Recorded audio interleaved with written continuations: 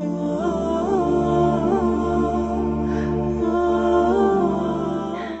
يهده الله فلا مضل له ومن يضلله فلا هادي له ونشهد أن لا إله إلا الله وحده لا شريك له ونشهد أن سيدنا وسندنا ومولانا محمدا عبده ورسوله أما بعد فأعوذ بالله من الشيطان الرجيم بسم الله الرحمن الرحيم لقد كان لكم في رسول الله أسوة حسنة آمنت بالله صدق مولانا العظيم وصدق رسوله النبي الكريم ونحن على ذلك لمن الشاهدين والشاكرين والحمد لله رب العالمين. تمام حضرات درود شریف پڑھ لیں. اللہم صلی علی محمد وعلی آل محمد وعلی ابراہیم اللہم بارک علی محمد وعلی آل محمد کما بارکت علی ابراہیم وعلی آل ابراہیم انک حمید مجید. تمام سننے والے احباب کو السلام علیکم ورحمۃ اللہ وبرکاتہ. آج کے ہمارے سیرت کورس کا جو عنوان ہے وہ آپ حضرات کی اسکرین پہ ہے، شمائل النبوی صلی اللہ علیہ وسلم. تو اب یہ شمائل پر آج کی گفتگو ہے، اس کے متعلق ہم مزید بات کریں گے. سب سے پہلے ہمیں یہ جاننا ہوگا کہ حضور صلی اللہ علیہ وسلم کی حیات طیبہ کی دو جہتیں ہیں. آپ صلی اللہ علیہ وسلم کی حیات مبارکہ کی دو جہتیں ہیں. آپ علیہ الصلوۃ والسلام نے ہمیں اپنی تعلیمات بھی عطا فرمائی ہیں، اور تعلیمات کے ساتھ ساتھ آپ علیہ الصلوۃ والسلام کی ذات مبارک خود، یعنی آپ علیہ الصلوۃ والسلام کی سیرت طیبہ، یہ بھی مطالعہ کی جاتی ہے. تو دو طرح سے ہم آپ علیہ الصلوۃ والسلام کی ذات کو لیتے ہیں، ایک تعلیمات کے حوالے سے اور ایک سیرت کے حوالے سے.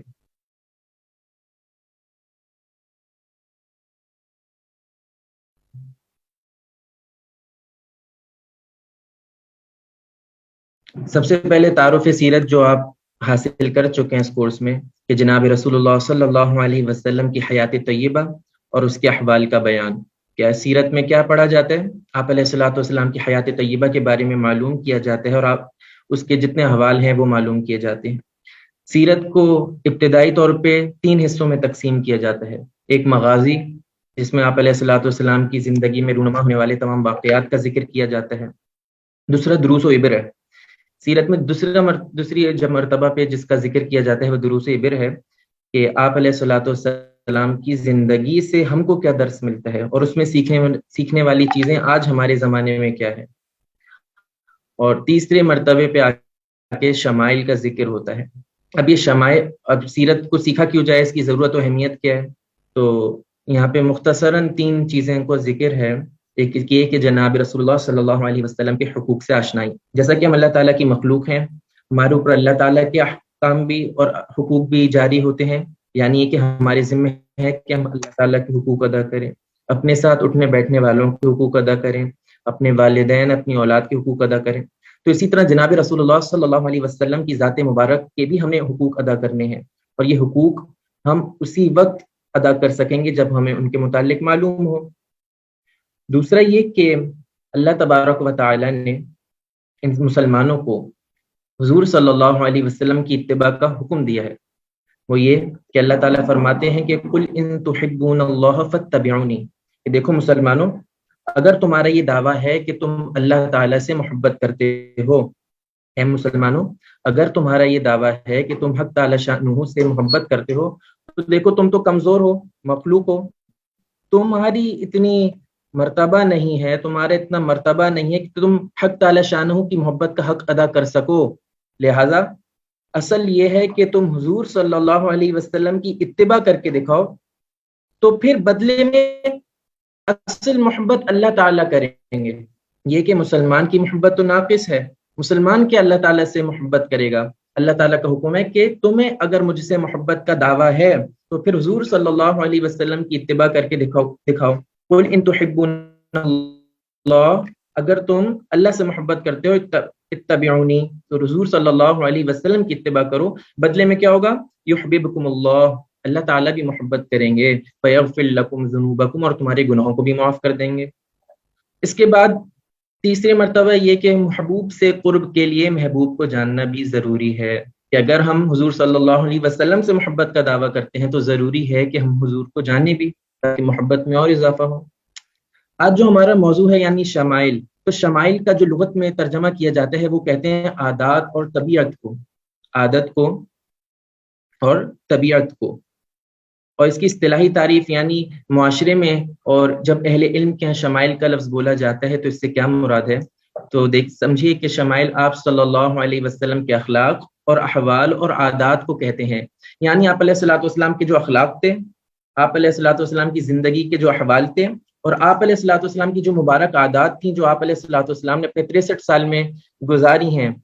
ان کو شمائل کہتے ہیں۔ اور آسان الفاظ میں آپ علیہ الصلوۃ والسلام کے اخلاق، عادات، فضائل، یعنی ہر وہ چیز جس کا تعلق آپ علیہ الصلوۃ والسلام کی ذات ہے، یعنی کہ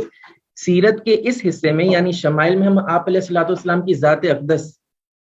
اس سے متعلق تمام چیزوں کو پڑھتے ہیں۔ تو اس میں بنیادی طور پہ شمائل میں جن چیزوں کا ذکر کیا جاتا ہے تو وہ جناب رسول اللہ صلی اللہ علیہ وسلم کے حلیہ مبارک کا ذکر کیا جاتا ہے، آپ علیہ الصلوۃ والسلام کی ازواج مطہرات رضی اللہ عنہن کا ذکر کیا جاتا ہے، آپ علیہ الصلوۃ والسلام کے اولاد کرام کا ذکر کیا جاتا ہے، آپ علیہ الصلوۃ والسلام کے لباس کا ذکر کیا جاتا ہے، دلائل نبوت یعنی کہ معجزات کا ذکر کیا جاتا ہے، اور آپ علیہ الصلوۃ والسلام کی ان خوبیوں کا ذکر کیا جاتا ہے جو آپ علیہ الصلوۃ والسلام کے ساتھ خاص ہیں اور دیگر انبیاء کے ساتھ کو آپ علیہ اللہ تبارک و تعالیٰ نے وہ خصوصیات نہیں عطا کی۔ تو جب ہم آپ علیہ الصلوۃ والسلام کے حلیہ مبارک کی طرف جاتے ہیں، جو آج ہمارا سب سے پہلے موضوع ہوگا کہ آپ علیہ الصلوۃ والسلام کا حلیہ مبارک، کہ آپ علیہ الصلوۃ والسلام دیکھا کیسے کرتے تھے، تو شروع میں سب سے پہلے ہم وہی شعر پڑھتے ہیں جو شعر حضرت حسان بن ثابت رضی اللہ عنہ نے فرمائے تھے کہ احسن من کلم ترقت عینی واجمل من کلم تلد النساء خلقت مبرئا من كل عیب کأنک قد خلقت کما تشاء، کہ میری آنکھوں نے کبھی آپ جیسا حسین نہیں دیکھا۔ حضرت حسان بن ثابت رضی اللہ عنہ کیا فرما رہے ہیں کہ میری آنکھوں نے آپ جیسا حسین بھی کوئی نہیں دیکھا، اور کسی عورت نے اتنا حسین بچہ بھی نہیں جانا۔ خلقت مبرئا من كل عیب، اے رسول آپ کو تو اللہ تعالیٰ نے تمام عیوب سے پاک پیدا کی ہے، کأنک قد خلقت کما تشاء، گویا کہ اللہ تعالیٰ نے آپ کو ایسا پیدا کیا جیسا کہ آپ چاہتے تھے، یعنی کہ آدمی چاہتا ہے کہ اس کے اندر کوئی عیب نہ ہو، تو اللہ تعالیٰ نے آپ کو گویا کہ ایسے پیدا کیا ہے کہ گویا کہ آپ خود چاہ رہے تھے اور اللہ تعالیٰ نے پیدا کر دیا۔ تو سب سے پہلے بنیادی طور پہ مختلف احادیث ہیں جس میں آپ علیہ الصلوۃ والسلام کے حلیہ مبارک کا ذکر کیا جاتا ہے۔ اس میں ایک حدیث علی ہے جو حضرت علی رضی اللہ عنہ روایت کرتے ہیں، دوسری حدیث ام معبد ہے کہ ہجرت کے سفر میں جب ایک ضعیف خاتون سے آپ علیہ الصلوۃ والسلام حضرت ابو بکر صدیق رضی اللہ عنہ نے دودھ لیا تھا، تو ان خاتون نے آپ علیہ الصلوۃ والسلام کی جو منظر کشی کی تھی، اس حدیث میں آپ علیہ الصلوۃ والسلام کے حلیہ مبارک کا ذکر کیا جاتا ہے۔ تو اگر حضرت علی رضی اللہ عنہ والی روایت کو آج ہم دیکھیں کہ وہ کیا فرماتے ہیں، تو یہ آپ حضرات کے سامنے وہ حدیث چل رہی ہے، اس کا ترجمہ ہے کہ حضرت ابراہیم بن محمد جو حضرت علی بن ابی طالب رضی اللہ عنہ کی اولاد میں سے ہیں، فرماتے ہیں کہ حضرت علی رضی اللہ عنہ حضور اقدس صلی اللہ علیہ وسلم کا حلیہ مبارک بیان کرتے ہوئے یہ فرماتے تھے کہ آپ علیہ الصلوۃ والسلام نہ تو بہت دراز قد تھے اور نہ ہی بہت پستہ قد، یعنی آپ علیہ الصلوۃ والسلام کا قد اتنا اونچا بھی نہیں تھا کہ گردن اونچی کر کے دیکھنی پڑے، اور اتنا چھوٹا بھی نہیں تھا کہ دیکھنے میں بدنما معلوم ہو، گویا کہ درمیانہ اور معتدل قد تھا، بلکہ میانہ قد تھے۔ آپ علیہ الصلوۃ والسلام کے مبارک کے بال مبارک نہ تو بالکل گھنگریالے تھے اور نہ ہی بالکل سیدھے، یعنی بالکل سلکی بال بھی نہیں تھے اور گھومے ہوئے بال بھی نہیں تھے۔ آپ علیہ الصلوۃ والسلام کے بال تھوڑے سے گھنگریالے تھے، یعنی ذرا سے مڑے ہوئے تھے، مکمل گھنگریالے جیسے ہوتے ہیں ویسے نہ تھے۔ نہ آپ علیہ الصلوۃ والسلام بھاری بھرکم تھے اور نہ ہی دبلے پتلے، نہ بالکل دبلے تھے اور نہ ہی بہت موٹے تھے، درمیانے تھے۔ چہرے مبارک میں کچھ گولائی تھی، آپ علیہ الصلوۃ والسلام کا جو چہرہ اقدس تھا اس میں کچھ گولائی تھی، اور رنگ مبارک سرخی مائل بسفید تھا، یعنی کہ آپ علیہ الصلوۃ والسلام کا رنگ سرخ تھا جو سفیدی کی طرف مائل تھا، اور چشمان مقدس سیاہ تھے. آپ علیہ الصلوۃ والسلام کی مکمل سیاہ آنکھیں تھیں اور پلکیں دراز لمبی تھیں، موٹی نہیں بلکہ لمبی تھیں. جوڑوں کی ہڈیاں موٹی تھیں یعنی پرگوشت تھیں. آپ علیہ الصلوۃ والسلام کی جو جوڑ تھے وہاں پہ جو ہڈیاں تھیں وہ ہڈیاں موٹی تھیں. اور مونڈھوں کے سرے اور درمیان کی جگہ بھی پرگوشت تھی، یعنی کہ آپ علیہ الصلوۃ والسلام کے جو کندھے اقدس تھے ان کندھوں کے مبارک بھی جگہ پرگوشت تھی، گوشت سے بھری ہوئی تھی. اور بدن مبارک پر بالوں سے صاف تھا، یعنی آپ علیہ الصلوۃ والسلام کے جسم اقدس پہ بال نہیں تھے بلکہ سینے مبارک سے لے کر ناف کی تک بالوں کی ایک باریک لکیر تھی. ایک باریک لکیر تھی جو آپ علیہ الصلوۃ والسلام کے سینے اقدس سے شروع ہوتی تھی اور ناف پر جا کے ختم ہو جاتی تھی. چلتے وقت متوازن اور مضبوط قدم اٹھاتے تھے، یعنی یہ کہ آپ علیہ الصلوۃ والسلام کا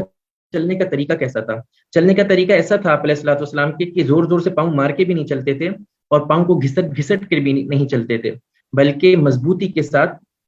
پوری ہمت کے ساتھ اور طاقت کے ساتھ پاؤں اٹھاتے تھے اور جما کے رکھتے تھے. ہلکے ہلکے پاؤں بھی نہیں رکھتے تھے، مضبوط قدم اٹھا کے رکھتے تھے، گویا کہ ڈھلان کی طرف جا رہے ہوں. دیکھنے والے کو ایسے لگتا تھا جیسے آپ علیہ الصلوۃ والسلام اونچائی سے چل رہے ہوں. یہ آپ علیہ الصلوۃ والسلام کے قوی ہونے کی علامت تھی. آپ علیہ الصلوۃ والسلام مضبوط تھے. کسی طرف متوجہ ہوتے تو بھرپور توجہ فرماتے. اگر کوئی کسی طرف سے آپ علیہ الصلوۃ والسلام کو مخاطب کرتا اور آپ علیہ الصلوۃ والسلام سے بات کرتا تو اس کی طرف مکمل توجہ کرتے تھے، مکمل اس کی طرف گھومتے تھے، اس کی طرف مکمل رخ کرتے تھے. صرف اس کی طرف چہرہ نہیں کرتے تھے، اپنے جسم اقدس کو بھی اس کی طرف موڑ لیتے تھے. دونوں شانوں کے درمیان مہر نبوت تھی. مہر نبوت کا ذکر آگے جا کر بھی آئے گا، تو ہمیں تفصیل سے پھر اس بارے میں ذکر کریں گے کہ مہر نبوت آپ علیہ الصلوۃ والسلام کے شانے کے درمیان تھی. آگے جا کے اس کا مزید ذکر آئے گا. آپ علیہ الصلوۃ والسلام آخری نبی تھے، سب سے زیادہ کشادہ دل اور سب سے زیادہ سچ بولنے والے تھے، سب سے زیادہ نرم طبیعت اور سب سے زیادہ محترم شریف گھرانے والے تھے. آپ علیہ الصلوۃ والسلام کو اچانک دیکھنے والا مرعوب ہو جاتا تھا، یعنی کہ کوئی شخص اگر آپ علیہ الصلوۃ والسلام سے پہلے ملا ہوا نہیں ہوتا تھا اور وہ پہلی مرتبہ آپ علیہ الصلوۃ والسلام کو دیکھتا تھا تو آپ علیہ الصلوۃ والسلام کی وجاہت اور ان کے روب کی وجہ سے وہ سامنے والا مرعوب ہو جاتا تھا. اور آپ علیہ الصلوۃ والسلام کو پہچان کر میل جل رکھنے والا، یعنی کہ جیسے صحابہ آپ علیہ الصلوۃ والسلام کو پہچانتے تھے، ساتھ اٹھتے بیٹھتے تھے، تو پھر وہ مرعوب نہیں، وہ آپ علیہ الصلوۃ والسلام ان کے لیے محترم ہو جاتے تھے اور محبوب ہو جاتے تھے. یعنی پہلی مرتبہ جو دیکھتا تھا وہ مرعوب ہو جاتا تھا آپ کی وجاہت کی وجہ سے، اور جو مسلسل ساتھ رہتے تھے ان کے لیے آپ محبوب اور محترم ہو جاتے تھے. آپ علیہ اور حضرت علی کے پھر یہ الفاظ دیکھیں کہ آپ علیہ الصلوۃ والسلام کا حلیہ مبارک بیان کرنے والا ضرور کہے گا. یعنی حضرت علی رضی اللہ عنہ اس روایت کے آخر میں یہ فرما رہے ہیں کہ آپ علیہ الصلوۃ والسلام کا حلیہ مبارک بیان کرنے والا ضرور کہے گا. کیا کہے گا؟ کہ میں نے آپ علیہ الصلوۃ والسلام جیسا حسین نہ آپ سے پہلے دیکھا اور نہ آپ کے بعد دیکھا. یعنی یہ کہ کوئی یہ نہیں کہہ سکتا کہ میں نے دیکھنے والا، میں نے آپ علیہ الصلوۃ والسلام سے زیادہ خوبصورت بھی کسی کو دیکھا ہے. پھر یہ حدیثوں میں معبد ہے، اس میں بھی کچھ الفاظ کا فرق ہے لیکن بات وہی ہے. تو چونکہ ہمارا وقت اس پہ زیادہ نہ لگے، ویسے تو اس کے اوپر جتنا وقت لگائیں اتنا کم ہے. جتنا آپ علیہ الصلوۃ والسلام کے حلیہ مبارک کا تذکرہ کریں یہ مبارک ہے اور ہمارے دلوں کو خوش کرنے والا ہے، لیکن چونکہ وقت قلیل ہے اس لیے میں آگے بڑھوں گا. یہاں پہ ایک اجمالی تفصیل ہے آپ علیہ الصلوۃ والسلام کے حلیہ مبارک کی، کیونکہ ابھی تم قبل میں حدیث گزری ہے تو اس حدیث سے جو باتیں ماخوذ ہو رہی ہیں اور جو ہم کو سمجھ آ رہی ہیں وہ یہاں پہ اجمالاً لکھی ہیں کہ چہرہ اقدس آپ علیہ السلام کا گول تھا، بال مبارک گھنے تھے پیچ و خم کے ساتھ، یعنی کچھ سیدھے تھے لیکن کچھ آخر میں گولائی تھی، اور آنکھیں مبارک آپ علیہ الصلوۃ والسلام کی سیاہ تھیں، اور جسم اقدس معتدل تھا، نہ موٹا نہ پتلا، قد مبارک درمیانہ تھا، اور آپ علیہ السلام کا رنگ مبارک سرخ مائل بس سفیدی تھا. سرخ رنگ تھا جو سفیدی کی طرف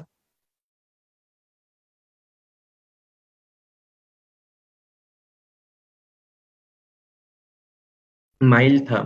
بلکہ مبادس کے بال صرف درمیان میں ایک لڑی تھی جو ناف پر جا کے ختم ہو جاتی. ہتھیلیاں اور پاؤں مبارک مضبوط اور پرگوشت تھے، اور داڑھی مبارک آپ علیہ الصلوۃ والسلام کی گھنی تھی. مہر نبوت کا ذکر کرتے ہیں کہ مہر نبوت یہ کیا تھی.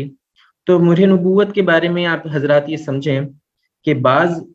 سیرت نگار حضرات نے تو یہ کہا ہے کہ آپ علیہ الصلوۃ والسلام جب پیدا ہوئے تو یہ مہر نبوت موجود تھی، البتہ بعض حضرات نے یہ کہا ہے کہ جو مہر نبوت ہے، جب 4 سال کی عمر میں حلیمہ سعدیہ رضی اللہ عنہا کے ہاں جب آپ علیہ الصلوۃ والسلام پرورش پا رہے تھے، اور اس وقت جبریل علیہ السلام آئے تھے شق صدر کے لیے، تو اس وقت حضرت جبرائیل نے شق صدر بھی فرمایا تھا اور آپ علیہ الصلوۃ والسلام کی مہر نبوت بھی لگائی تھی۔ تو یہ دو آراء ہیں جو سیرت نگار حضرات جس کا ذکر کرتے ہیں۔ اب یہ مہر نبوت کیا تھی؟ تو یہ گوشت کا ایک ٹکڑا تھا اور کبوتر کے انڈے کی مانند تھا، یعنی اتنا موٹا تھا جیسے کہ کبوتر کا انڈا ہوتا ہے۔ یہ گوشت کا ٹکڑا تھا جس کے اوپر لکھا تھا محمد الرسول اللہ، پہلی سطر میں لکھا تھا محمد، دوسری سطر میں لکھا تھا رسول، اور تیسری سطر میں تھا اس میں جلالہ، اس پہ لکھا ہوا تھا اللہ، محمد الرسول اللہ۔ یہ اس مہر نبوت پہ لگا ہوا تھا، اور یہ کندھوں کے بالکل درمیان میں نہیں تھی، بلکہ آپ علیہ الصلوۃ والسلام کا جو بائیں شانہ تھا بائیں کندھے کی طرف تھوڑی سی مائل تھی، یعنی آپ بائیں کندھے کی جانب کو تھی۔ اور جیسے کہ انسانوں کی اور ہماری عادات میں یہ بات شامل ہے کہ جو کوئی قیمتی چیزیں ہوتی ہیں، کاغذ انویلپ ہوتا ہے یا کوئی ضروری چیز ہوتی ہے، تو اس کے اوپر ایک سیل لگا دیتے ہیں، ایک مہر لگا دیتے ہیں، اس کو بند کر دیتے ہیں۔ تو چونکہ جناب نبی کریم صلی اللہ علیہ وسلم سے نبوت کا جو عظیم سلسلہ چلتا رہا تھا وہ ختم ہونا تھا کہ آپ علیہ الصلوۃ والسلام کے قلب مبارک کو، آپ علیہ الصلوۃ والسلام کے دل کو اللہ تعالیٰ نے تمام شیطانی وساوس اور شیطان کی پہنچ سے دور رکھا ہوا تھا۔ تو یہ اس بات کی بھی علامت تھا کہ آپ علیہ الصلوۃ والسلام کو یہ مہر نبوت، اس سے یہ بھی معلوم ہوتا ہے کہ آپ علیہ الصلوۃ والسلام کا جو قلب مبارک تھا وہ شیطان کی دسترس سے دور تھا۔ اور زلف مبارک کا ذکر کرتے ہیں کہ آپ علیہ الصلوۃ والسلام کی زلفیں کیسی تھیں۔ تو زلفیں 3 طرح کی تھیں۔ عموماً آپ علیہ الصلوۃ والسلام جو زلفیں رکھا کرتے تھے وہ کانوں کی لو تک ہوا کرتی تھی، جس کو وفرہ کہتے ہیں۔ کانوں کی لو تک کی یہ زلفیں ہوتی تھیں، اور کبھی کبھی یہ درمیان کندھوں سے اوپر ہو جاتی تھیں اور کانوں اور کندھوں کے درمیان ہو جاتی تھیں، اس کو جمعہ کہتے ہیں، اور کبھی کبھی یہ کندھوں تک پہنچ جاتی تھیں، اس صورت میں اس کو لمہ کہتے ہیں۔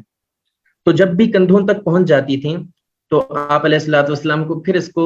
کتروا کے کانوں تک لے آتے تھے۔ تو یہ ایک سلسلہ چلتا رہتا تھا کہ کانوں سے لمبی ہوتی تھیں اور پھر آپ علیہ الصلوۃ والسلام ان کو کانوں تک لے آتے تھے، پھر لمبی ہوتی تھیں پھر کانوں تک۔ اور گنجا آپ علیہ الصلوۃ والسلام نے جو اپنے بال منڈوائے ہیں، تو وہ آپ علیہ الصلوۃ والسلام صرف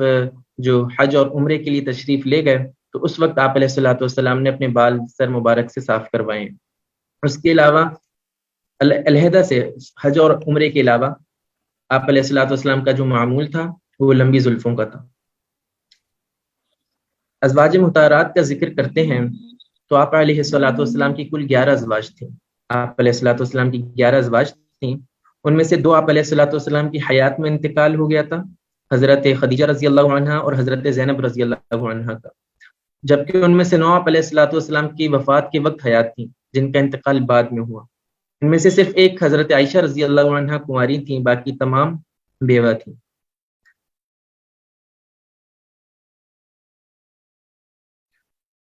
چونکہ وقت کم ہے اس لیے ہم صرف حضرت آپ علیہ الصلوۃ والسلام کے شروع میں 3 ازواج کا ذکر کر لیتے ہیں کہ سب سے پہلے ہم ذکر کرتے ہیں حضرت خدیجہ بنت خویلد رضی اللہ عنہا کا۔ حضرت خدیجہ رضی اللہ عنہا قریش کی خاتون تھیں، اور آپ رضی اللہ عنہ کا جو قبیلہ ہے وہ قریش تھا۔ جس طرح آپ علیہ الصلوۃ والسلام نبوت سے قبل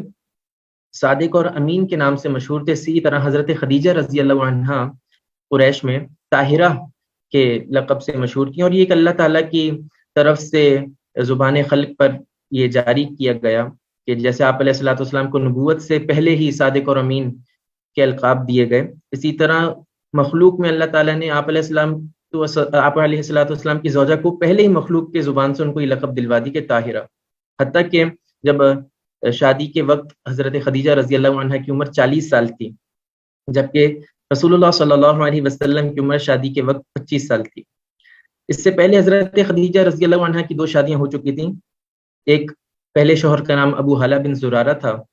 اور دوسرے شوہر کا نام عتیق بن عائص تھا، اور ابو حالہ سے آپ رضی اللہ عنہ کے 2 بیٹے تھے اور عتیق بن عائص سے 1 بیٹی تھی، اور یہ تینوں پھر بعد میں مسلمان ہو گئے تھے۔ شادی کے بعد آپ علیہ الصلوۃ والسلام کی حضرت ابراہیم کے علاوہ تمام اولاد حضرت خدیجہ رضی اللہ عنہا کے بطن سے ہے، اور یہ 4 بیٹیاں اور آپ علیہ الصلوۃ والسلام کے 2 بیٹے،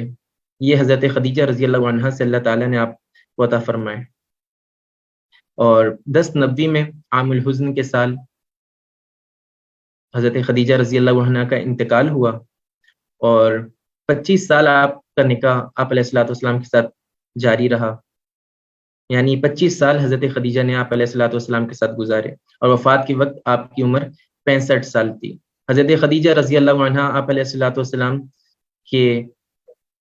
مختلف اوقات میں انتہائی یہ شریف النفس خاتون تھیں، حتیٰ کہ آپ علیہ الصلوۃ والسلام کی شادی سے پہلے ان کو عرب کے متعدد سرداروں نے ان کی فہم و فراست کی وجہ سے اور ان کی حکمت کی وجہ سے اور ان کے طاہرہ ہونے کی وجہ سے، ان کی مختلف خصوصیات کی وجہ سے ان کی طرف پیغام بھجوایا۔ لیکن حضرت خدیجہ رضی اللہ عنہا کا شادی کا واقعہ بھی اگر میں ذکر کروں تو ایسا تھا کہ ایک موقع پر کچھ عورتوں کے ساتھ حضرت خدیجہ رضی اللہ عنہا بیٹھی ہوئی تھیں، تو کسی نے وہاں پہ ایک شخص نمودار ہوا، اس شخص نے یہ آواز لگائی کہ عنقریب تمہارے علاقے میں ایک نبی مبعوث ہونے والے ہیں، تو اگر تم میں سے کوئی چاہے تو اس کی بیوی ضرور بنے۔ تو حضرت خدیجہ رضی اللہ عنہ اس تلاش میں تھیں کہ نبی مبعوث ہونے والے ہیں تو میں ضرور ان سے شادی کروں گی۔ تو تمام عورتوں نے کچھ نہ کچھ پتھر یا کوئی چیز اٹھائی اور اس شخص کی طرف پھینکا، لیکن حضرت خدیجہ رضی اللہ عنہ نے اس کی طرف کچھ نہیں پھینکی، کوئی بھی چیز نہیں پھینکی، اور وہ طاق میں رہیں کہ مجھے معلوم ہو جائے کہ وہ نبی کون ہے تاکہ میں ان سے شادی کروں۔ اور پھر ان کا یہ شک تھا کہ مکے میں سب سے زیادہ معزز جناب رسول اللہ صلی اللہ علیہ وسلم ہیں، اس لیے انہوں نے اپنا مال ان کو دے کے میسرہ کے ساتھ شام روانہ فرمایا۔ وہ شام ان کا سامان سفر لے کر گئے، اور وہاں پہ ان کو جو کچھ میسرہ نے وہاں پہ راہ کے حالات بتائے، اور اسی طرح بتایا کہ کس طرح بادل ان کے اوپر سائے کر کے چلتے ہیں، اور وہ کتنے زیادہ امانت دار ہیں اور بات کرنے میں کتنے سچے ہیں۔ جب یہ باتیں بتائیں تو حضرت خدیجہ رضی اللہ عنہا کو یہ بات گمان ہو گیا، اور یہ اس بات کا کچھ نہ کچھ یقین ہو گیا کہ یہی وہ نبی ہیں جو مبعوث ہونے والے ہیں۔ تو انہوں نے ان کو شادی کا پیغام بھجوایا، اور آپ علیہ الصلوۃ والسلام نے قبول فرمایا، اور ابو طالب نے آپ کا خطبہ نکاح کا پڑھایا۔ اس طرح حضرت خدیجہ کی آپ علیہ الصلوۃ والسلام کے ساتھ شادی ہوئی، اور حضرت خدیجہ رضی اللہ عنہا آپ علیہ الصلوۃ والسلام کے لیے ایک مضبوط سہارا تھی، اور آپ علیہ الصلوۃ والسلام کی بہت دلجوئی کی، حتیٰ کہ وحی کے بعد پہلی مرتبہ وحی کے بعد بھی جب آپ علیہ الصلوۃ والسلام حضرت خدیجہ کے پاس آئے تو آپ علیہ الصلوۃ والسلام کو انہوں نے خوب تسلی دی، گویا کہ ایک عورت اپنے شوہر کے لیے جتنا دل جوئی کا باعث ہوتی ہے اتنا کوئی اور نہیں ہوتا۔ تو اس وقت آپ علیہ الصلوۃ والسلام کے ساتھ آپ حضرت خدیجہ رضی اللہ عنہا کا جو سلوک تھا، اور حضرت خدیجہ رضی اللہ عنہ نے آپ علیہ الصلوۃ والسلام کو جس طرح سپورٹ کیا، اس کی وجہ سے آپ علیہ الصلوۃ والسلام بہت زیادہ آپ علیہ الصلوۃ والسلام کو سکون محسوس ہوا، حتیٰ کہ پھر بعد میں بھی آپ حضرت عائشہ رضی اللہ عنہ کی حدیث ہے کہ حضرت عائشہ فرماتے ہیں کہ رسول اللہ آپ ان کا بہت زیادہ ذکر کرتے ہیں، تو آپ علیہ الصلوۃ والسلام نے ان کی تعریف فرمائی کہ انہوں نے اس وقت میرا ساتھ دیا جس وقت کسی اور نے ساتھ نہیں دیا۔ جب حضرت خدیجہ رضی اللہ عنہ کا انتقال ہو گیا 10 نبوی میں، تو پھر اس کے بعد حضرت سودا بنت زمعہ سے شادی کی آپ علیہ الصلوۃ والسلام نے رضی اللہ عنہا۔ ان کا قبیلہ بھی قریش کا تھا، اور اس وقت آپ علیہ الصلوۃ والسلام کی عمر 50 سال تھی، اور ان کے پہلے جو شوہر تھے وہ سکران بن عامر تھے۔ شادی سے پہلے ان کا ایک بیٹا تھا جس کا نام عبد الرحمن تھا، اور بعد میں وہ صحابی ہو گئے تھے رضی اللہ عنہ۔ شادی کے بعد ان کی کوئی اولاد نہیں تھی، اور ان کی وفات 23 ہجری میں سیرت نگاروں نے ذکر کی ہے، البتہ امام واقدی رحمۃ اللہ علیہ نے 54 ہجری میں ان کی وفات کا ذکر کیا ہے، اور 13 سال آپ علیہ الصلوۃ والسلام کے ساتھ یہ نکاح ازدواج میں بندھی رہیں۔ ان کا بھی واقعہ اس طرح ہے کہ یہ آپ علیہ الصلوۃ والسلام کی کزن تھیں، اور سکران بن عامر سے ان کی شادی ہوئی تھی، اور سکران بن عامر شروع میں مسلمان ہو گئے تھے، اس کے بعد حبشہ ہجرت کر کے گئے اور وہاں جا کے نصرانی ہو گئے، تو اور پھر جب حضرت سودا بنت زمعہ رضی اللہ عنہ واپس آئیں تو ان کی آپ علیہ الصلوۃ والسلام سے شادی ہوئی۔ اس کے بعد ہم حضرت عائشہ بنت ابی بکر رضی اللہ عنہما کا ذکر کرتے ہیں۔ ان کا قبیلہ بھی قریش کا تھا، ان کا لقب بھی صدیقہ تھا۔ نکاح کے وقت ان کی عمر 6 سال تھی، البتہ رخصتی کے وقت ان کی عمر 9 سال تھی، اور جس مہینے حضرت سودا سے نکاح ہوا ہے آپ علیہ الصلوۃ والسلام کا، اسی مہینے حضرت عائشہ رضی اللہ عنہا سے بھی ان کی عمر 50 سال تھی، اور ان کے کوئی پچھلے شوہر نہیں تھے، اور ان کی وفات 57 ہجری میں ہوئی، اور یہ بھی آپ علیہ الصلوۃ والسلام کے ساتھ 13 سال رہیں۔ حضرت عائشہ رضی اللہ عنہا کی عمر 66 سال تھی۔ علماء نے لکھا ہے کہ حضرت ابو ہریرہ رضی اللہ عنہ کے ساتھ سب سے زیادہ روایت کے ساتھ ساتھ سب سے زیادہ روایت حدیث کرنے والے حضرت عائشہ صدیقہ رضی اللہ عنہا ہیں۔ آپ علیہ الصلوۃ والسلام کے زمانے میں چونکہ یہ چھوٹی تھیں، 18 سال تھی جب آپ علیہ الصلوۃ والسلام کا انتقال ہوا ان کی عمر، اس کے بعد انہوں نے طویل زمانہ پایا، اس لیے خوب روایت حدیث کیا۔ تو آپ علیہ الصلوۃ والسلام کی جلدی شادی کرنے کا یہ امت کو نفع ہوا، اور امت کو یہ فیض پہنچا کہ آپ علیہ الصلوۃ والسلام کی جو خاندی زندگی تھی، جو گھریلو زندگی تھی، اس کو سب سے زیادہ روایت کرنے والی حضرت عائشہ رضی اللہ عنہا ہی ٹھہری، اور بہت ہی زیادہ کثیر الروایہ راویوں میں سے ہیں۔ مزید ازواج کا بھی ذکر مناسب ہے، البتہ وقت چونکہ ہمارے پاس کم ہے اور موضوع کو مکمل کرنا ہے، اس لیے ہم لباس نبوی کا ذکر کرنا ہے ہم نے۔ البتہ لباس نبوی ذکر کرنے سے پہلے ہمیں ایک جو لوگوں کے درمیان ایک مغالطہ ہے، اس مغالطے کو دور کرنا ہے، وہ یہ کہ نبی صلی اللہ علیہ وسلم غنی تھے یا نہیں، یعنی آپ علیہ الصلوۃ والسلام فقیر تھے یا مالدار تھے۔ بعض لوگوں کا خیال ہے کہ رسول اللہ صلی اللہ علیہ وسلم فقیر و مسکین تھے، جبکہ یہ خیال درست نہیں ہے۔ البتہ بات یہ ہے کہ آپ علیہ الصلوۃ والسلام کو دنیا سے اتنی بے رغبتی تھی، اور حق تعالی شانہ اور آخرت کی اتنی رغبت تھی کہ آپ علیہ الصلوۃ والسلام کو دنیا کا مال، دنیا کا ساز و سامان، اس سے رغبت نہیں تھی، اور اللہ تعالیٰ سے محبت اور آخرت کی رغبت کی وجہ سے آپ علیہ الصلوۃ والسلام کے پاس جتنا بھی مال آتا تھا وہ آپ علیہ الصلوۃ والسلام اللہ کی راہ میں خرچ کر دیتے تھے، اور آپ علیہ الصلوۃ والسلام دعا بھی کیا کرتے تھے کہ اللہم احینی مسکینا وامیتنی مسکینا واحشرنی فی زمرۃ المساکین، کہ اللہ جب تک میں زندہ ہوں مجھے مسکین رکھ، جب میرا وقت آخر آئے تو پھر بھی مجھے مسکین رکھ، اور جب میں قیامت کے دن اٹھوں تو میں مسکینوں میں اٹھوں۔ تو یہ آپ علیہ الصلوۃ والسلام کی آخرت کی رغبت تھی کہ آپ علیہ الصلوۃ والسلام تمام جو بھی مال آیا کرتا تھا آپ علیہ الصلوۃ والسلام کے پاس، وہ آپ علیہ الصلوۃ والسلام خرچ کر دیا کرتے تھے۔ ورنہ اصل تو یہ ہے کہ آپ علیہ الصلوۃ والسلام یہاں پہ جیسے کہ لکھا ہوا بھی ہے، اپنی ازواج کو ایک ساتھ ہی پورے سال کا خرچ دے دیا کرتے تھے، اور یہ اسی صورت میں ممکن ہے کہ آپ علیہ الصلوۃ والسلام 10 ازواج کو ایک ساتھ پورے سال کا خرچ دے رہے ہیں، تو یہ ایک مالدار آدمی ہی کر سکتا ہے۔ تو یہ آپ علیہ الصلوۃ والسلام کے ایک مالداری کی دلیل تھی، اور بھی دلائل ہیں، البتہ مسترف نہیں جاتے، لیکن کہ آپ علیہ الصلوۃ والسلام مالدار تھے۔ البتہ یہ کہ آپ علیہ الصلوۃ والسلام اس مالداری کے باوجود تمام چیزیں اللہ کی راہ میں صدقہ کر دیا کرتے تھے۔ اب لباس نبوی کی طرف جاتے ہیں کہ آپ علیہ الصلوۃ والسلام کیا زیب تن فرمایا کرتے تھے۔ تو آپ علیہ الصلوۃ والسلام کا جو لباس تھا وہ انتہائی سادہ تھا۔ آپ علیہ الصلوۃ والسلام سادے لباس کو ترجیح دیا کرتے تھے، جس میں عموماً ایک تہبند ہوتی تھی، ایک چادر جو آپ علیہ الصلوۃ والسلام نیچے باندھا کرتے تھے، اور اوپر پہننے کے لیے اکثر تو ایک چادر ہوا کرتی تھی، البتہ کبھی کبھار کرتا، جبہ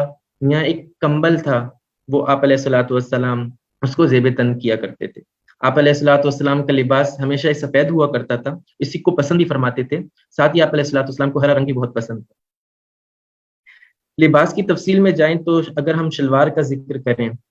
تو ایک دفعہ آپ علیہ الصلوۃ والسلام منی کے بازار میں تھے، وہاں پہ شلوار تک بک رہی تھی، تو آپ علیہ الصلوۃ والسلام نے شلوار کی تعریف بھی کی کہ یہ کتنا ہی سطر کو چھپانے والا لباس ہے، اور پھر آپ علیہ الصلوۃ والسلام نے اس کو خریدا بھی، البتہ پہنا یا نہیں پہنا تو اس متعلق اس بارے میں صحابہ سے کوئی روایت ہم کو نہیں ملتی ہے۔ آپ علیہ الصلوۃ والسلام کے پاس ایک برد یمانی تھی، یعنی یمن سے تیار ہوئی ہوئی ایک چادر تھی جو آپ علیہ الصلوۃ والسلام کو بہت مرغوب تھی، اور اس یمنی چادر کی خاصیت یہ تھی کہ اس پہ پتلی پتلی دھاریاں تھیں ہرے اور لال رنگ کی، تو یہ دھاری دار چادر اکثر آپ علیہ الصلوۃ والسلام زیب تن کیا کرتے تھے، جس کے اوپر ہری اور لال رنگ کی باریک لکیریں تھیں۔ آپ علیہ الصلوۃ والسلام کی جو ٹوپی ہوتی تھی وہ سر مبارک سے لگی ہوئی ہوتی تھی، کپڑے کی ٹوپی ہوتی تھی جو سر مبارک سے لگا ہوا کرتی تھی۔ آپ علیہ الصلوۃ والسلام جو امامہ پہنا کرتے تھے، تو حدیث میں جس امامے کا ذکر ہے وہ سیاہ رنگ کا ہے، کہ آپ علیہ الصلوۃ والسلام سیاہ رنگ کا امامہ پہنا کرتے تھے، اور کسی رنگ کا پہنا ہے یا نہیں پہنا، اس بارے میں مزید رنگ کے متعلق روایات نہیں ملتی۔ امامے کے نیچے آپ علیہ الصلوۃ والسلام کا معمول تھا کہ ٹوپی پہنا کرتے تھے، اور امامے کے اوپر امامے کے نیچے ٹوپی پہنا کرتے تھے، اور ٹوپی کے اوپر امامہ باندھا کرتے تھے، اور یہ فرمایا کرتے تھے کہ علماء یہود جو امامہ پہنتے ہیں اس کے نیچے ٹوپی نہیں پہنتے، لہٰذا ہم ان سے لباس میں بھی آپ علیہ الصلوۃ والسلام نے ان سے مشابہت میں اتنا بچے کہ آپ علیہ الصلوۃ والسلام پہلے ٹوپی پہنا کرتے تھے، اس کے اوپر امامہ باندھا کرتے تھے۔ تو یہ آپ علیہ الصلوۃ والسلام کا ایک طریقہ تھا کہ کس طرح آپ علیہ الصلوۃ والسلام لباس میں بھی مشابہت سے کفار کے ساتھ بچا کرتے تھے۔ جو آپ علیہ الصلوۃ والسلام کا شملہ ہوا کرتا ہے، شملہ اس کو کہتے ہیں، یہ جو ایک لمبی چادر، تھوڑا لمبا کپڑا امامے کے پیچھے باقی رہ جائے، اس کو شملہ کہتے ہیں۔ تو یہ جو شملہ ہوا کرتا تھا، کبھی آپ علیہ الصلوۃ والسلام ایک شملہ نکالا کرتے تھے اور کبھی دو۔ اگر تو دو نکالتے تھے تو اس میں سے ایک ہاتھ لمبا ہوتا تھا اور ایک دست کے برابر ہوتا تھا، اور جو لمبا ہوا کرتا تھا کبھی تو اس کو دونوں شانوں کے درمیان ڈال لیا کرتے تھے، اور کبھی آگے دائیں یا بائیں کی جانب ڈال لیا کرتے تھے، اور کبھی ایسا بھی ہوتا تھا کہ آپ علیہ الصلوۃ والسلام جو امامہ ہیں وہ اپنی تھوڑی مبارک کے نیچے باندھ لیا کرتے تھے۔ یہاں پہ یہ جو جگہ ہے، آپ علیہ الصلوۃ والسلام کبھی کبھی اپنا امامہ ایسے کر کے یوں بھی باندھ لیا کرتے تھے۔ جو قمیص ہے، آپ علیہ الصلوۃ والسلام کو قمیص بہت پسند تھی، اور جو آپ علیہ الصلوۃ والسلام کی قمیص تھی، اس کے اوپر ایک سینے مبارک کے اوپر ایک اس کے اوپر گریبان بھی تھا، جس کی جو گھنڈیاں ہوتی تھیں کبھی کبھار آپ علیہ الصلوۃ والسلام کھول دیا کرتے تھے۔ یعنی آج کل تو بٹن ہوتے ہیں، پہلے ابھی بھی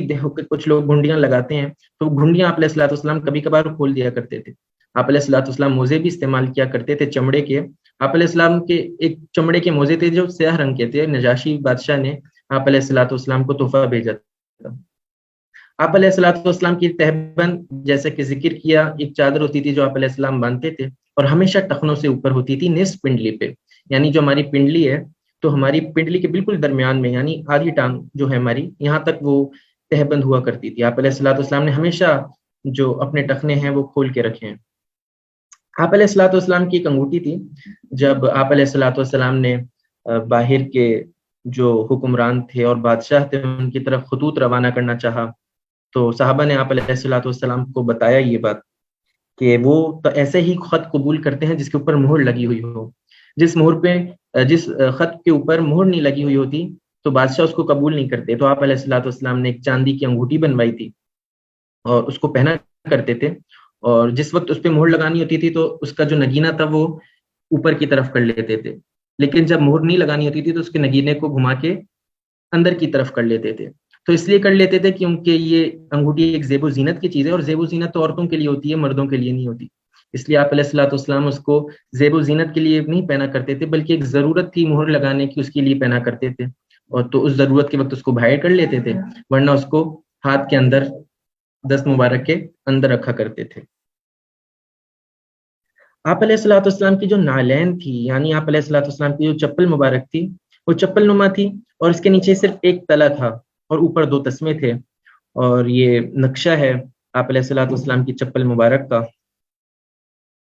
کہ اس طرح آپ علیہ الصلوۃ والسلام کی چپل تھی۔ گدڑی، آپ علیہ الصلوۃ والسلام کا خرقہ، کمبل مبارک، تو وہ صوف کا تھا۔ صوف یہ جو قربانی میں ذکر کیا جاتا، ذبح کیا جاتا ہے،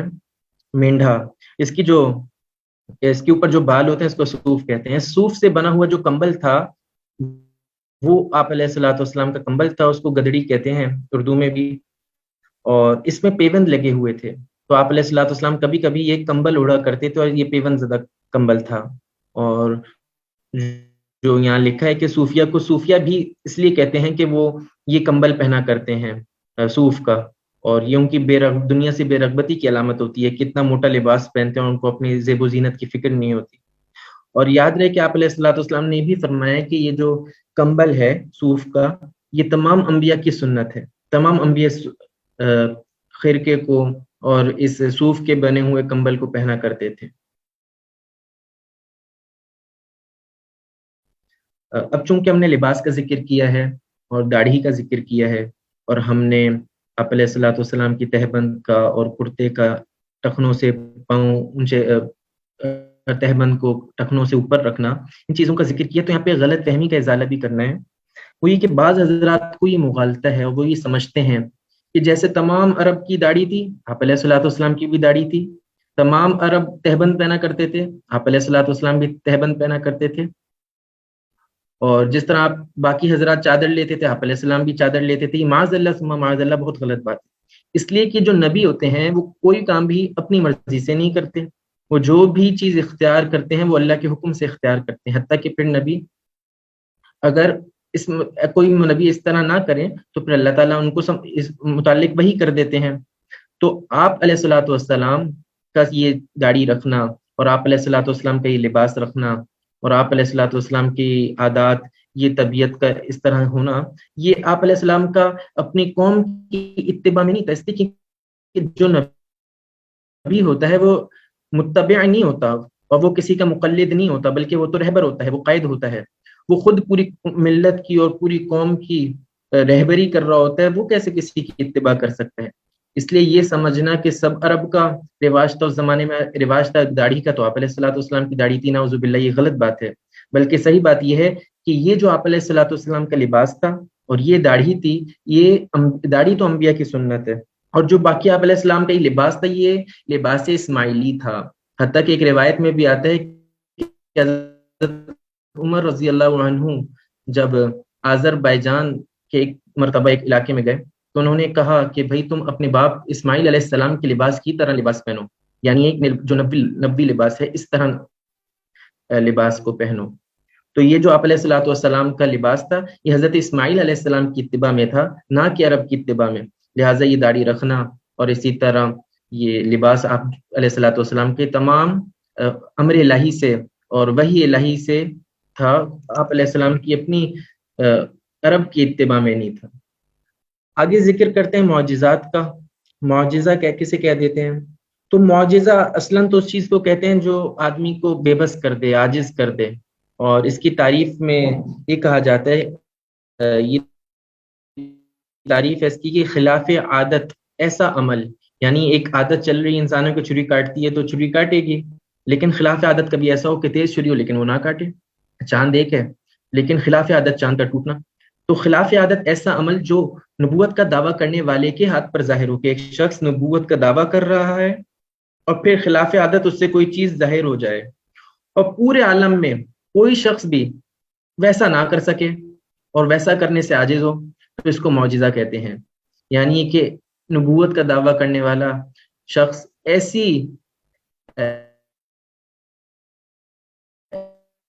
ایسا معاملہ کرے کہ کوئی اور دنیا میں ویسا معاملہ نہ کر سکتا ہو۔ اور اس کی حکمت کے معجزات کیوں ہوا کرتے تھے اور اس میں حکمت کیا ہے؟ تو انبیاء کرام علیہ السلام چونکہ انسان ہوتے ہیں، یعنی کہ ان کی ظاہری صورت بھی انسانوں والی ہوتی ہے، اور جیسے عام لوگوں کے بال ہوتے ہیں، آنکھیں ہوتی ہیں، جیسے ان کا ظاہری حلیہ ہوتا ہے، تو انبیاء کا بھی ویسے ہی حلیہ ہوتا ہے جیسے عام عوام کا۔ تو ان عام عوام سے نبی کو ممتاز کرنے کے لیے آپ علیہ الصلوۃ والسلام ان کو معجزہ عطا فرماتے ہیں، تاکہ اس معجزہ کے ذریعے وہ لوگوں کو اپنے نبوت کے متعلق آگاہ کریں کہ یہ سچ میں اللہ کے نبی ہیں۔ تو آپ علیہ الصلوۃ والسلام کو بھی اللہ تعالیٰ نے مختلف معجزات عطا فرمائے ہیں، اور متعدد معجزات کے بارے میں امام بیہقی رحمہ اللہ فرماتے ہیں کہ آپ علیہ الصلوۃ والسلام کے 1000 معجزات ہیں۔ امام نووی رحمۃ اللہ علیہ جو مسلم شریف کے شارح بھی ہیں، وہ فرماتے ہیں کہ 1200 معجزات ہیں۔ البتہ بعض علماء نے کہا ہے کہ نہیں، آپ علیہ الصلوۃ والسلام کے معجزات کی تعداد 3000 تک ہے، اور دلائل النبوہ اور خصائص کبریٰ میں بھی ان کو دیکھا جا سکتا ہے، ان میں 1000 تعداد کا ذکر ہے۔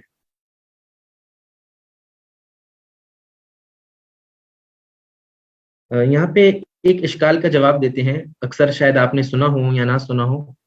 تو بعض حضرات، اگر کسی کا عیسائیوں سے تعلق ہوا ہو اور کبھی عیسائی سے بات ہوئی ہو، تو بعض حضرات نے سوال چونکہ پوچھا بھی ہے، تو یہاں پہ سلائڈ میں بھی اس کو شامل کیا ہوا ہے۔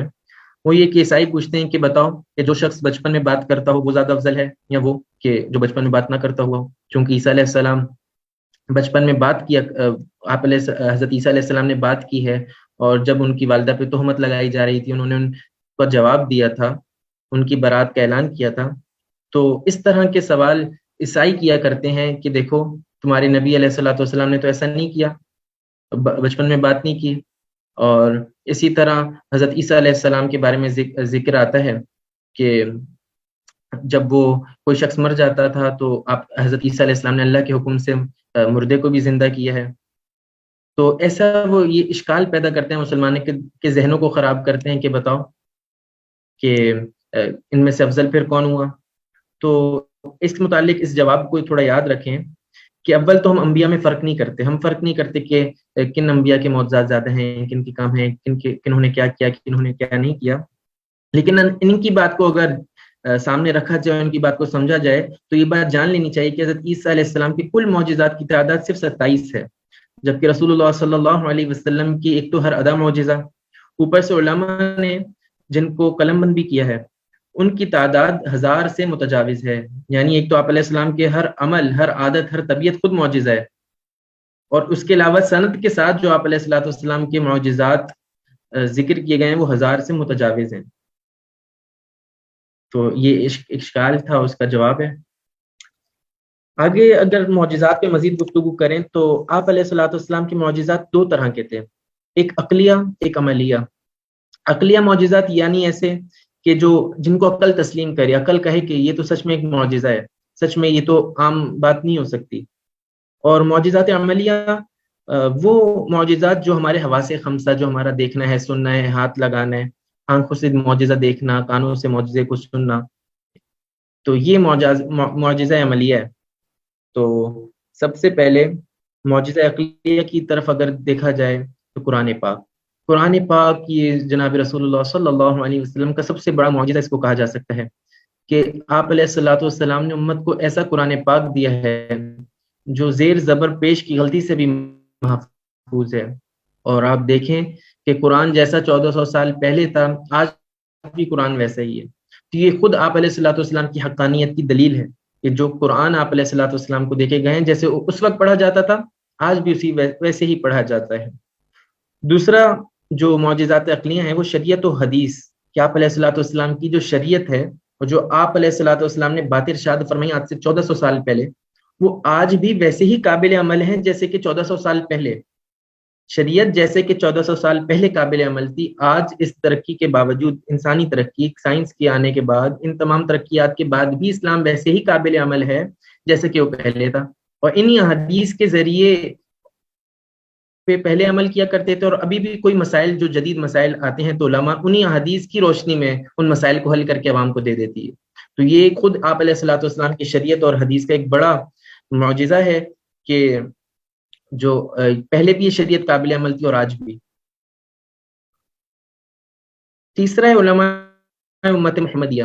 اگر آپ حضرات علماء کے اور جو ہمارے اکابر ہیں اور جو علماء حضرات گزر گئے ان کے واقعات پڑھیں تو آپ حیران ہوں گے کہ سینکڑوں مرتبہ قرآن پاک کا ختم کرنا، ہزاروں کتابوں کا حفظ کرنا، صرف آپ قرآن پاک کے حافظ دیکھیں، بخاری شریف، مسلم شریف، ان کے حافظ دیکھیں، یہ جتنی ہماری کتابیں پڑھائی جاتی ہیں علماء کو، آپ ان کو دیکھیں کہ ان کے کتنے حافظ ہوا کرتے ہیں۔ یہ امت محمدیہ کے علماء کا جو حافظہ ہے وہ اللہ تعالیٰ نے بھی مثال دی ہے۔ مطلب ماضی میں یہ سننے میں بھی نہیں آتا کہ کوئی انجیل کا حافظ تھا، کوئی تورات کا حافظ تھا، کوئی ان کی احادیث کی کوئی کتب تھی جن کا وہ کوئی حافظ تھا اس زمانے میں علماء، نہیں۔ لیکن جناب رسول اللہ صلی اللہ علیہ وسلم کا یہ فیض ہے کہ ان کے امت کے علماء اتنے حافظ، تیز ذہن والے، اجتہاد کرنے والے، یہ آپ علیہ السلام کیونکہ یہ آپ علیہ السلام کے وارث ہیں۔ یہ فیض ان کو کیوں ملا ہے؟ کیونکہ یہ آپ علیہ السلام کے وارث ہیں۔ اب دین چونکہ بعد میں کوئی نبی تو آنا نہیں آپ علیہ السلام کے بعد، اور یہ دین قیامت تک علماء ہی کے ذریعے پھیلنا ہے، تو آپ علیہ السلام کے جو امت کے علماء ہیں اللہ تعالیٰ نے ان کو خوب اور بہت ہی زیادہ محنت سے اور بہت ہی ان کو بے مثال ان کو تباہی سے کیا کہتے ہیں ان کو عطا کی ہیں۔ چوتھا جو معجزات عقلیہ ہیں ان میں غیبی آوازیں، یہ کہ مختلف لوگوں کو مختلف اوقات میں غیبی آوازیں سنائی گئیں،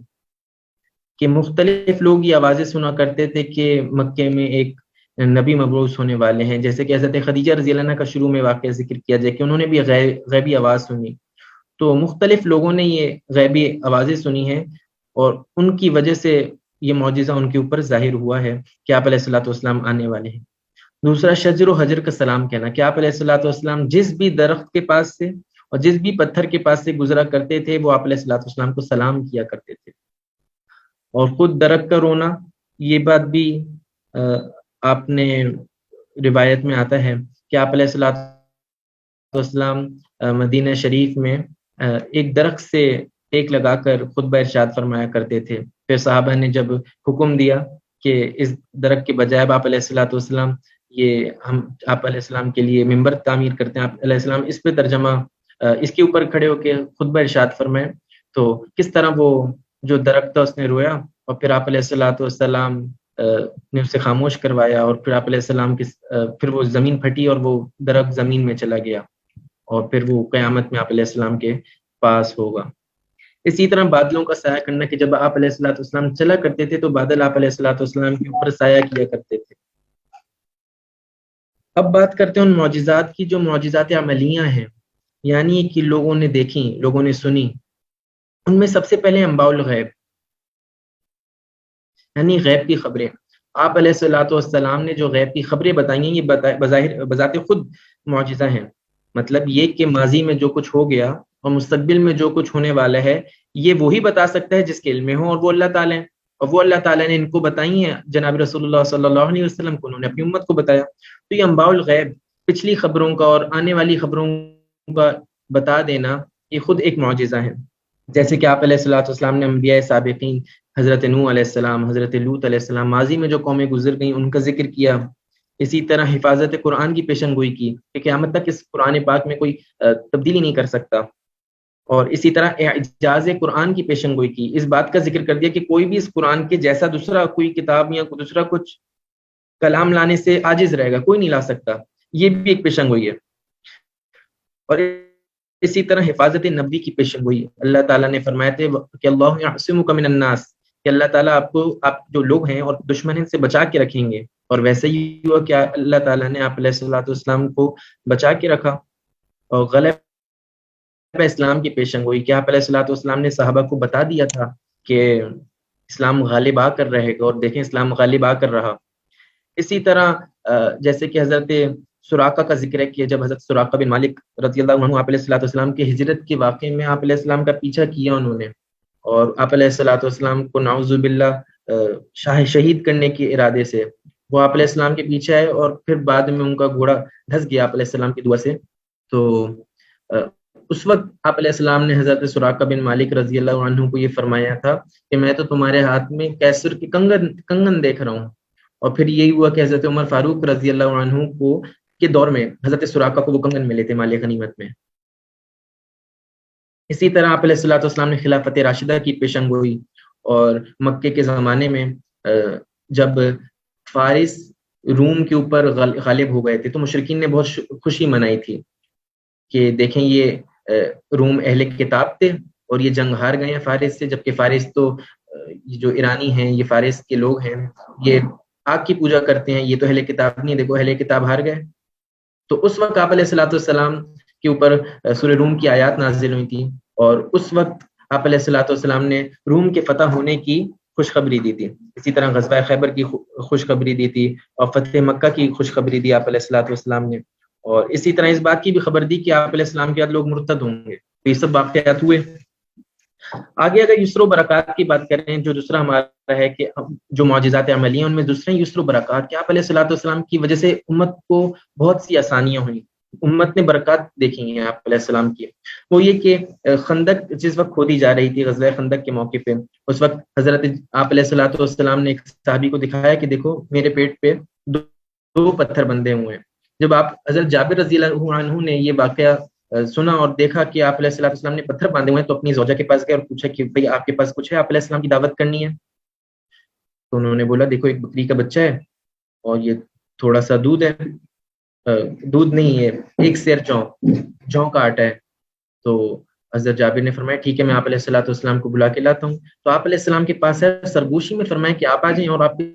اپنے ساتھ چند ساتھیوں کو لیں کہ بہت تھوڑا سا کھانا ہے۔ لیکن آپ علیہ الصلوۃ والسلام نے تمام خندق والوں میں یہ بات اعلان کر دی، تمام صحابہ میں یہ بات اعلان کر دی کہ بھائی جابر نے تمہاری دعوت کی ہے، اور پھر حضرت جابر کے گھر لے کر گئے ہیں، اور پھر آپ علیہ الصلوۃ والسلام نے اپنے ہاتھ سے سب کو سالن نکال کر دیا ہے، اور وہ کھانا تمام کے لیے پورا بھی ہو گیا، اور جب صحابہ گئے ہیں تو پھر وہ بچ بھی گیا، جتنا تھا اتنا ہی رہا۔ اسی طرح جب نبوت کے نبوت کے تیسرے سال جب آپ علیہ الصلوۃ والسلام کو یہ حکم ہوا کہ اپنے گھر والوں کو آپ حضرات اب تبلیغ کریں، تو اور آپ علیہ الصلوۃ والسلام نے اپنے تمام رشتہ داروں کی دعوت کی، تو اس وقت صرف ایک دودھ کا پیالہ تھا اور ایک کٹورے میں گوشت تھا۔ آپ علیہ السلام کے جتنے رشتہ دار وہاں پہ آئے تھے، تقریباً 30 سے 35 کی تعداد بتاتے ہیں کہ ان تمام کے درمیان وہ پیالے گھومے اور تمام نے وہ کھایا، لیکن ان میں کچھ کمی نہیں ہوئی۔ حتیٰ کہ ابو طالب، چونکہ وہ ان کو پتا تھا کہ آپ علیہ السلام دعوت کی بات کریں گے، تو انہوں نے کہا کہ دیکھو آپ علیہ الصلوۃ والسلام نے نعوذ باللہ ہماری آنکھوں پہ جادو کر دیا۔ تو یہ آپ علیہ السلام کی برکات ہی جو امت نے دیکھی ہیں۔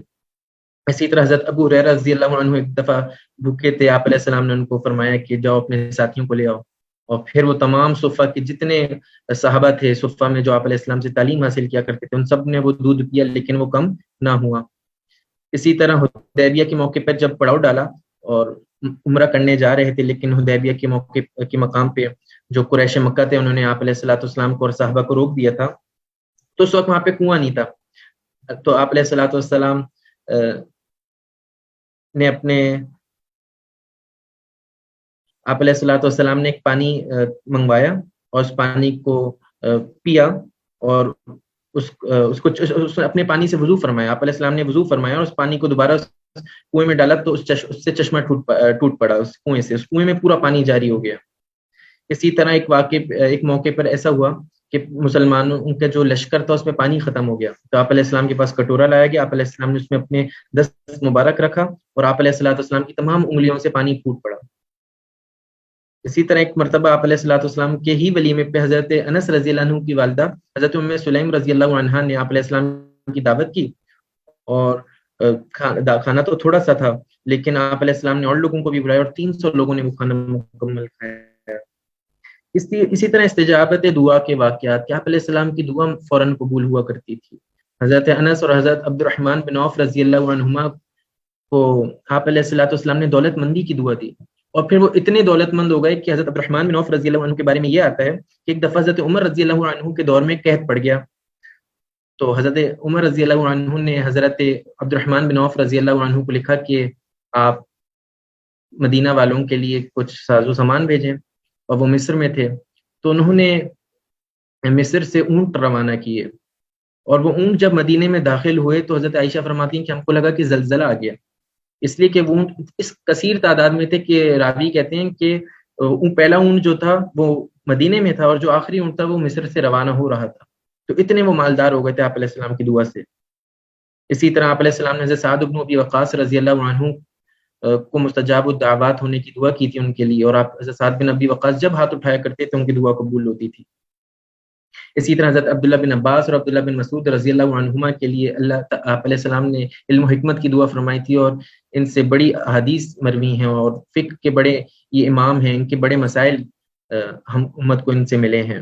ایک دفعہ ایک عرابی نے کہا کہ یا رسول اللہ بارش نہیں ہو رہی، آپ علیہ السلام نے وہیں کھڑے کھڑے خطبے کے دوران دعا فرمائی اور بارش شروع ہو گئی، اور پھر ایک ہفتے بعد اور ایک ہفتے تک رکی نہیں، پھر ایک ہفتے بعد دوبارہ آئے اور کہا کہ یا رسول اللہ بارش رک نہیں رہی، اور آپ علیہ السلام ایسے ہی خطبہ جمعے کا ارشاد فرما رہے تھے، تو آپ علیہ السلام نے پھر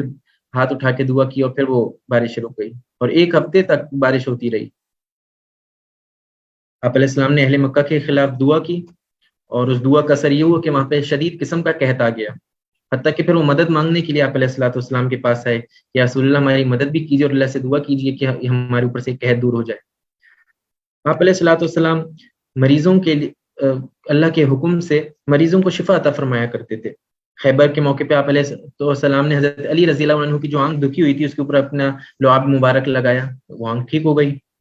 اسی طرح حضرت قتادہ بن نعمان رضی اللہ عنہ کی آنکھ نکل گئی تھی اور نکل کے گر پڑی تھی، آپ علیہ السلام نے اس کو اس کی جگہ پہ دوبارہ رکھا اور ہاتھ پھیرا، ان کی آنکھ پہلے سے زیادہ اچھی ہو گئی، دیکھنے والے کہتے تھے کہ یہ آنکھ زیادہ خوبصورت لگ رہی ہے۔ اسی طرح عبداللہ بن عتیق رضی اللہ عنہ عبداللہ بن عتیق رضی اللہ عنہ نے ابو رافع کا قتل کیا تھا جو مشہور یہودی تھا، اور پھر اس کی سیڑھیوں سے گر گئے تھے، جس کی وجہ سے حضرت عبداللہ بن عتیق رضی اللہ عنہ کی ٹانگ ٹوٹ گئی تھی۔ پھر آپ علیہ الصلوۃ والسلام کو جب انہوں نے بتایا، آپ علیہ السلام نے اپنا ہاتھ مبارک پھیرا اور حضرت عبداللہ بن عتیق رضی اللہ عنہ کی ٹانگ پہلے سے بھی زیادہ بہتر ہو گئی۔ اسی طرح غار ثور میں جب سانپ نے حضرت ابوبکر صدیق رضی اللہ عنہ کو ڈسا تھا تو اس وقت آپ علیہ السلام نے اس پہ اپنا لعاب مبارک ڈالا تھا، لگایا تھا، تو اس سے حضرت ابوبکر رضی اللہ عنہ کا وہ زخم ٹھیک ہو گیا تھا۔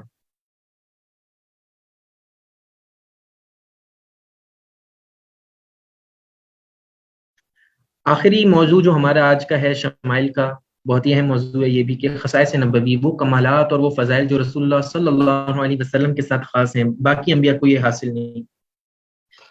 ان کی ایک اجمالی تفصیل آپ حضرات کے سامنے ذکر ہے، وہ یہ کہ آپ علیہ الصلوۃ والسلام قیامت تک کے نبی ہیں۔ تمام انبیاء کی جو شریعت اور امت ہوتی تو وہ یا تو محدود علاقے تک ہوتی تھی یا محدود وقت تک ہوتی تھی۔ آپ علیہ الصلوۃ والسلام کی جو آپ علیہ السلام کی نبوت ہے وہ قیامت تک جاری رہے گی۔ آگے آیت بھی لکھی ہے کہ وما ارسلناک الا کافۃ للناس، کہ ہم نے آپ کو تمام انسانوں کے لیے بھیجا ہے۔ اسی طرح جو دوسری آپ علیہ السلام کو خاصیت اور فضیلت حاصل ہے وہ خاتم الانبیاء ہونے کی، کہ آپ علیہ الصلوۃ والسلام آخری نبی ہیں، آپ علیہ الصلوۃ والسلام کے بعد کوئی نبی پیدا نہیں ہوں گے۔ تیسری جو آپ علیہ السلام کو کمال حاصل ہے وہ جوامع الکلم ہے۔ آپ علیہ الصلوۃ والسلام تھوڑی سی بات ارشاد فرماتے ہیں، خود فرماتے ہیں کہ بعثت بجوامع الکلم، کہ مجھے مبعوث کیا گیا جوامع الکلم ہونے کے اعتبار سے، یعنی کہ آپ علیہ السلام کا جو آپ علیہ السلام جملہ فرماتے ہیں وہ چھوٹا ہوتا ہے لیکن اس کے معنی بہت زیادہ ہوتے ہیں۔ جیسے کہ آپ علیہ السلام نے فرماتے ہیں کہ دین النصیحہ، کہ دین سراسر خیر خواہی ہے، لیکن یہ ہے تو صرف دو لفظ، لیکن اس حدیث کی تشریح میں علماء نے باقاعدہ کتابیں لکھی ہیں۔ چوتھا یہ کہ آپ علیہ الصلوۃ والسلام کا وجاہت اور روب، جس کا شروع میں بھی ذکر کیا گیا کہ کوئی اچانک دیکھتا تھا تو وہ مرعوب ہو جایا کرتا تھا، تو آپ علیہ الصلوۃ والسلام کو روب عطا کیا گیا، حتیٰ کہ کوئی دشمن اگر ایک ماہ کی مسافت سے آپ علیہ السلام کے پاس آ رہا ہو تو وہ ایک ماہ پہلے ہی اس کے اوپر روب طاری ہو جایا کرتا تھا۔ اگلا جو آپ علیہ السلام کو اعزاز حاصل ہے وہ یہ کہ آپ علیہ السلام کی امت کے لیے تمام زمین کو سجدہ گاہ بھی بنا دیا گیا ہے اور تیمم کا ذریعہ بھی بنا دیا گیا ہے، جبکہ پچھلی امتوں میں صرف مسجد میں ہی نماز ادا کی جا سکتی تھی، اور آپ آج کہیں بھی کسی بھی جگہ پاک زمین پر تیمم بھی کیا جا سکتا ہے اس کے ذریعے، اور وہاں نماز بھی پڑھی جا سکتی ہے۔ پچھلی قوم میں یہ ہوا کرتا تھا کہ مال غنیمت ان کو استعمال کرنے کی اجازت نہیں تھی، لیکن آپ علیہ الصلوۃ والسلام کے ساتھ یہ بات خاص ہے کہ آپ علیہ السلام کی امت کے لیے مال غنیمت کو حلال کیا گیا۔ وہ پہلے اپنے جو مال غنیمت ہوتا تھا اس کو ایک جگہ جمع کر دیا کرتے تھے اور آگ آتی تھی اس کو کھا جاتی تھی، تو یہ اس کی قبولیت کی نشانی ہوتی تھی، جبکہ امت محمدیہ کو غنیمت کا مال ان کے لیے حلال کیا گیا ہے۔ اس کے بعد یہ کہ آپ علیہ الصلوۃ والسلام نے فرمایا ہے کہ انا اکثر الانبیاء تبعا یوم القیامہ، کہ قیامت کے دن جس نبی کے سب سے زیادہ امتی ہوں گے وہ جناب رسول اللہ صلی اللہ علیہ وسلم ہیں، کہ آپ علیہ السلام کی امتی بہت ہی زیادہ ہوں گے، حتیٰ کہ ذکر آتا ہے کہ جو 80 صفحے ہیں وہ آپ علیہ الصلوۃ والسلام کی امت کی ہوں گی اور 40 صفحے وہ دوسری امتوں کی ہوں گی۔ اگلی جو خصوصیت ہے وہ ہے شفاعت کبریٰ، کہ جب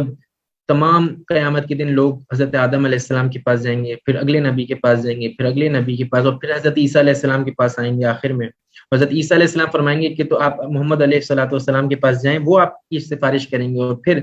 آپ علیہ الصلوۃ والسلام کے پاس تمام انسانیت آئے گی، اور آپ جو مقام محمود جو جس کو کہا گیا ہے کہ آپ اللہ تعالیٰ کے پاس عرش کے نیچے جائیں گے اور عرش کے نیچے جا کے سجدہ کریں گے اور اللہ تعالیٰ کی ایسی ثنا کریں گے کہ اللہ تعالیٰ اس سے خوش ہو کے حساب کتاب کو شروع کر دیں گے۔ تو یہ آپ علیہ الصلوۃ والسلام کی شفاعت کبریٰ ہے کہ تمام انسانیت کے لیے آپ علیہ الصلوۃ والسلام اس دن شفاعت کریں گے اور آپ کی شفاعت قبول ہوگی۔ اور سب سے پہلے پل صراط سے گزرنے والے بھی جناب رسول اللہ صلی اللہ علیہ وسلم، اور اسی طرح سب سے پہلے جنت میں داخل ہونے والے بھی آپ علیہ الصلوۃ والسلام ہوں گے۔ آپ علیہ الصلوۃ والسلام کی حدیث ہے، آپ فرماتے ہیں کہ آتی باب الجنت یوم القیامہ فاستفتح، کہ میں جنت کے دروازے پہ آؤں گا اور اس کو کھٹکھٹاؤں گا، فیقول الخازن، تو اس کا جو داروغہ ہے جنت کا رضوان، وہ کہے گا کہ من انت، آپ کون ہے؟ فاقول محمد، میں کہوں گا کہ محمد، تو وہ کہے گا فیقول بک امرت لا افتح لاحد قبلک، کہ آپ ہی کے بارے میں مجھے حکم دیا گیا ہے کہ آپ جب تک نہ آئیں تب تک میں جنت کا دروازہ نہ کھولوں۔ تو آپ علیہ الصلوۃ والسلام سب سے پہلے حضرت ابو بکر اور حضرت عمر رضی اللہ عنہما کے ساتھ جنت میں داخل ہوں گے۔ تو یہ آج کی ہمارا سیشن تھا جس میں آپ علیہ الصلوۃ والسلام کی ذات اقدس کے بارے میں اور آپ علیہ السلام کی عادات کے بارے میں اور آپ علیہ السلام کی طبیعت کے مطابق کے بارے میں اور آپ علیہ السلام کی عادات کے بارے میں آپ کے سامنے ذکر کیا گیا. اللہ تعالیٰ اس کو قبول فرمائے. اور صحیح بات تو یہ ہے کہ آپ علیہ الصلوۃ والسلام کی تعریف اور آپ علیہ الصلوۃ والسلام کے متعلق گفتگو یہ ختم ہو ہی نہیں سکتی، اور اس کا حق نہ سننے والے ادا کر سکتے ہیں نہ بولنے والے. تو اللہ تعالیٰ جو حقیقت ہے، جو اصل ہے سیرت پڑھنے کی، سیرت پڑھانے کی، وہ یہ ہے کہ جناب رسول اللہ صلی اللہ علیہ وسلم سے ہماری محبت ہو جائے. آپ علیہ الصلوۃ والسلام ہم کو ہماری جانوں سے زیادہ عزیز ہو جائے. اگر یہ چیز ہم کو سیرت پڑھ کے حاصل ہو رہی ہے، اگر ہمارے اعمال کے ذریعے کرنے سے اور سیرت پڑھنے سے، سیرت پڑھانے سے ہماری محبت رسول اللہ صلی اللہ علیہ وسلم سے بڑھ رہی ہے، تو یہ ہمارے لیے خوش آئند ہے. یہی اصل مقصود ہے یہ سیرت سیمینار، جو سیرت کورس ہو رہا ہے رفعنا لک ذکرک. اس کورس کا اصل مقصد یہی ہے کہ ہمارا تعلق اور ہماری محبت آپ علیہ الصلوۃ والسلام کے ساتھ بڑھ جائے، اور ہم آپ علیہ الصلوۃ والسلام کے حقوق کو ادا کرنے والے بنے. آپ علیہ السلام نے فرمایا کہ لا یؤمن احدکم حتی اکون احب الیہ من والدہ وولدہ والناس اجمعین، کہ تم میں سے اس وقت تک کوئی کامل مسلمان نہیں ہو سکتا جب تک کہ میری ذات اس کو اس کے والدین سے اور اس کی اولاد سے اور تمام کائنات سے زیادہ عزیز تر نہ ہو جائے. تو جب تک ہم کو جناب رسول اللہ صلی اللہ علیہ وسلم سے محبت نہیں ہو جاتی، جب تک ہم آپ علیہ الصلوۃ والسلام کی کامل اتباع کرنے والے نہیں ہو جاتے، تو اس وقت تک یہ ہمارا دعویٰ محض دعویٰ ہوگا. تو اصل یہ ہے کہ ہم مکمل طور پہ آپ علیہ الصلوۃ والسلام کی جب سیرت کو پڑھ لیں، آپ علیہ السلام کی سیرت کا بعد میں بھی مطالعہ کریں، کورس ختم ہو جانے کے بعد بھی، اور ابھی سے شروع کر لیں، اور آپ علیہ السلام کی سیرت اس نیت سے پڑھیں کہ ہم آپ علیہ الصلوۃ والسلام کی اتباع کریں، کیونکہ آپ علیہ الصلوۃ والسلام کی سیرت ہے ہی قابل اتباع، کہ جس کی اتباع بھی کی جائے اور جس سے محبت کی جائے. اور شاعر کہتے ہیں کہ یا صاحب الجمال و یا سید البشر، کہ اے جمال والے اور اے تمام انسانوں کے سردار، من وجہ المنیر لقد نور القلم، کہ آپ ہی کے چہرے منور سے چاند کی بھی روشنی ہے. لا يمكن الثناء كما كان حقه، کہ آپ علیہ السلام کی تعریف تو ویسی ہو ہی نہیں سکتی جیسے کہ آپ علیہ السلام کا حق ہے. بعد از خدا بزرگ تو ہی قصہ مختصر، خدا تعالی شانہ کے بعد سب سے افضل اور سب سے بزرگ ہستی وہ آپ علیہ السلام کی ہستی ہے. اللہ تعالی ہم کو جناب رسول اللہ صلی اللہ علیہ وسلم کی محبت اور آپ کی کامل اتباع نصیب فرمائے. وآخر دعوانا الحمد للہ رب العالمین.